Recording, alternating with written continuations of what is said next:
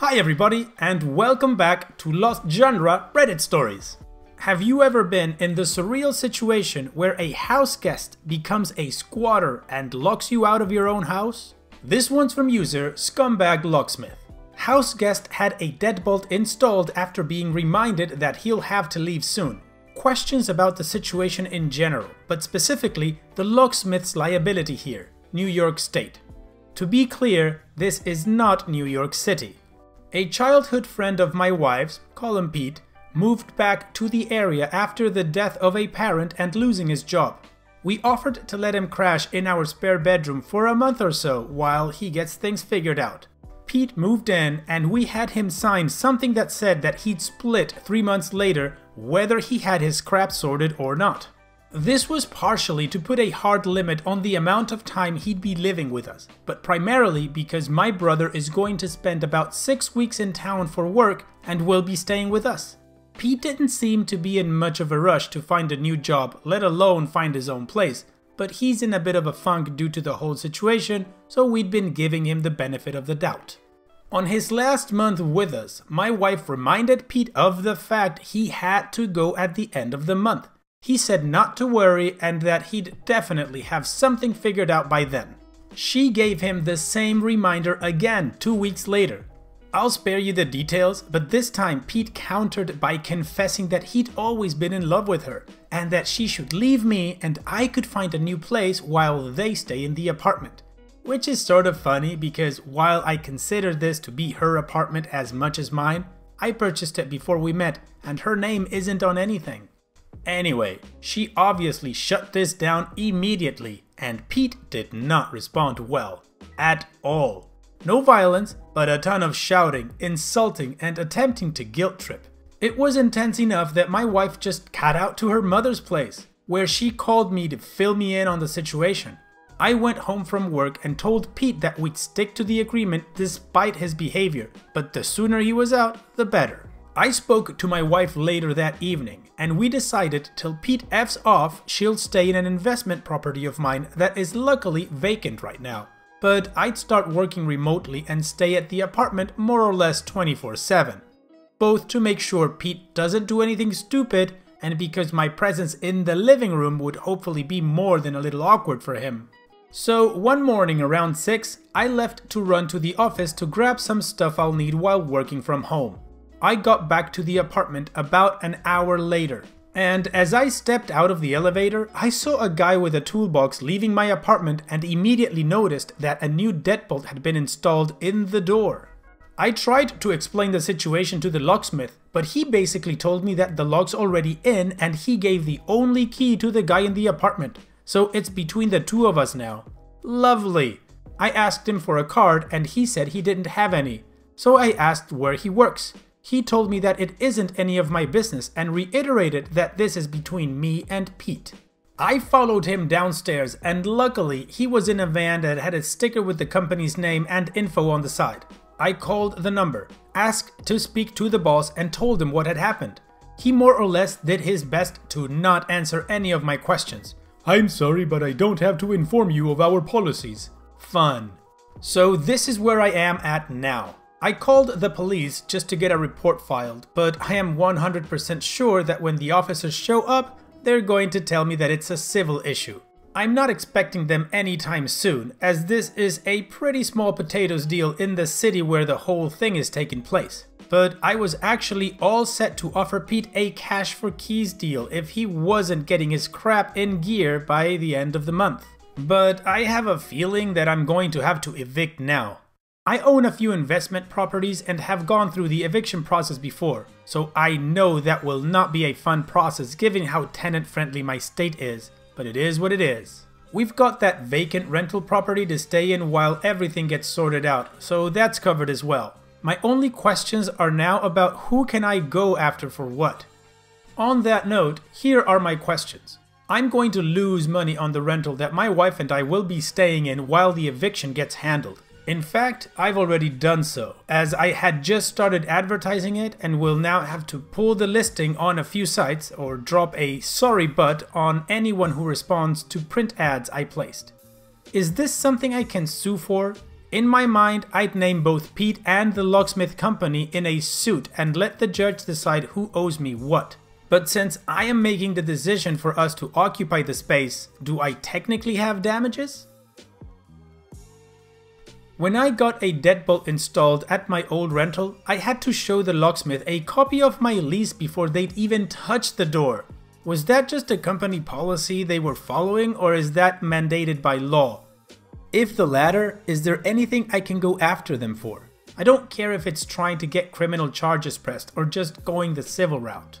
I am not hurting for money, so frankly, if I were to sue, it would be more about taking the pound of flesh that I feel I'm entitled to after they locked me out of my own home. But I'd be just as happy seeing the pound of flesh extracted in a matter that does not end with me in possession of it.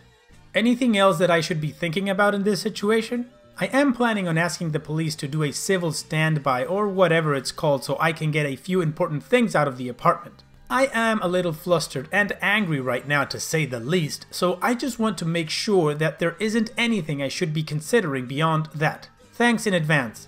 Well, that is a very weird situation, and apart from calling the authorities like OP did, I wouldn't know what else to do. So how about we move on with the comments from the community and then the update. For this part, I'm going to take a post from a user called Strider, which was the top post, and mix it up with OP's responses for this post. Whatever I read in between quotes is from Strider, anything else is a response from OP. Quote, "He was there more than 30 days, you are going to need to evict him if he is an A and chooses not to leave." End quote. Fully expect this to be the case, and have already left a message with my real estate attorney about getting the process started as soon as possible. I'm hoping that the fact that he signed a document agreeing to F off will move things along, but given how tenant-friendly New York State is, I am not too hopeful. Quote, "Most states do not have laws requiring locksmiths to obtain specific proof. Most reputable companies will always ask for it." End quote. Do I still have an argument for negligence on the locksmith's part, even if there wasn't a specific law being broken? Quote, "Your tenant may have provided them some proof of residency like his driver's license or some type of bill." End quote. He hasn't gone to the Department of Motor Vehicles to get a New York ID, and all of his mail goes to his mother's place. According to the cops, he just claimed to be renting the room from us with no actual documentation. The "I'll leave in 3 months" agreement didn't impress them, did not expect it to, given the current date and the fact that they rightfully wanted nothing to do with the situation. Quote, "You can most likely only sue them for losses caused by their action which you would have to document." End quote. Does this cover being unable to access my property because he won't give me a key? I'm going to the locksmith in person with a copy of my deed shortly and hoping that there is something they can do with proof of ownership. Quote, "If you reside there, I wouldn't leave. You have just as much right to live there." End quote. After posting, I decided to go this route. Then I spoke to his brother. Looks like Pete is kind of off the rails right now, so I am reconsidering. As much as I want to kick this guy's butt, I am not interested in putting myself in a position that could very likely end in a physical confrontation. Having an assault and battery charge will not go over well at my job. There is zero chance of my wife going back there till he is out anyway. The manner in which he flipped out on her when she had the nerve to refuse to leave me for him and kick me out of my apartment was not explicitly threatening, but he was unhinged enough that she doesn't feel safe around him. I agree with her 100% on this. Quote, "Provide proof of residence and have the police force him to let you enter and give you a key to the locks he had changed." End quote. I did. They told him to give me a copy. He said he only has the one key and won't hand it over, and they washed their hands of it. Thanks for the advice. His brother is actually heading over there in a bit. I am hoping that something positive comes out of that. OP's edit number 1. Just heard from the owner of the locksmith, who sounded about as angry as I am. He's sending a guy over with a new deadbolt and a few extra keys. Apparently, he's already arranged for his dude to show up with some cops in case Pete is not a fan of the lock being changed. Bonus, in explaining that part to me, I got to hear somebody say, "I know a guy who knows a guy," in real life, and now I want to hang out with this dude. Edit number 2. Mother-in-law took the wife out to get her mind off of this stuff, but she is now being returned to me, so I'm gonna stop staring at the internet. The locksmith will be here around 8 PM, and Pete's brother is going to swing through around the same time to see if he can talk some sense into him. Thanks for all the advice and well wishes. Okay, and now that we know all of this, it is time to move on with the update to see what happened. So I got a call while I was getting ready to head back to the apartment to meet the locksmith. It was Pete's brother. Apologizes for the lack of details here, but I don't know too much about exactly what went down, and a chunk of what I do know is sort of personal crap that the brother, who just did me an enormous favor, probably wouldn't want me sharing. Anyway, the gist of the phone call was that he went by and performed a third-party constructive eviction with the back of his hand. So Pete's gone, as is most of his stuff. His brother is going to swing by next week to grab any odds and ends that they may have missed. I am planning on making him dinner and hitting him off with a bottle of good whiskey when he does so. As far as Pete goes, I'm thinking that I'll follow through with at least the early part of the eviction process just in case he tries anything cute. After speaking with my attorney, I called the owner of the locksmith to let him know that the apartment was vacant, so his guy wouldn't need to show up with police. Turns out he was planning on coming by to handle this himself anyway, so that was easy enough.